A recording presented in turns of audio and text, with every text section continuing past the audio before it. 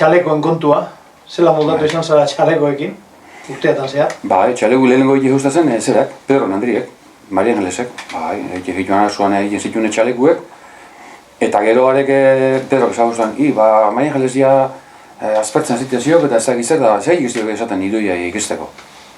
Eta holan txiki idoia, Marian Andrea, bai, hasi zuen, bajak izan josten ikisten da ibilitia jauan, eta erakutsi gutzen Marian Angelesek ze telaklase ez dakizer badakizer, eta ekarri joan holan pareja batzuk ikiuek josteko eta gauzak egiteko, eta urte batzutan Andri Bilizon txaliko egiten. Eta prakak eta bardin? Bai, prakak eta gero amak igule barrutik binti ustazik gauza batzuk, gainiko narroiu zapateroa iro eduen, da etxin montatzen dituen, bai.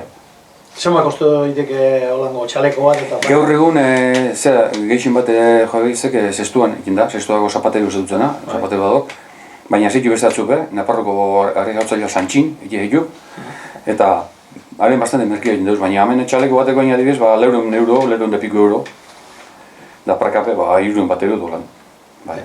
Eta zenbat agontelu ikie? Noiko ontatzeko ez, gainetik bile dutzen arru bat, daitin dena hori narru horik endut bestak epini. Eskai bat edo, kendut epini. Zebestan... Presupuestoa. Bai. Ez da futbolin besteko etekin izatatzen da, orduan pixka behitun biatan, bai. Alan dabe, eskola desi baino nahiko gotu. Alan dabe. Eskolako dira dokia, Gastu handie. Erremintak ekarri Australiatik.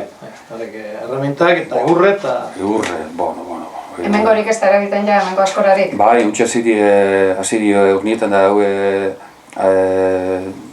beste Naparrune horretak hor bideo azaldu eta hona gitzolok eta zan da nahiko resulta guna moten nahi dira bai.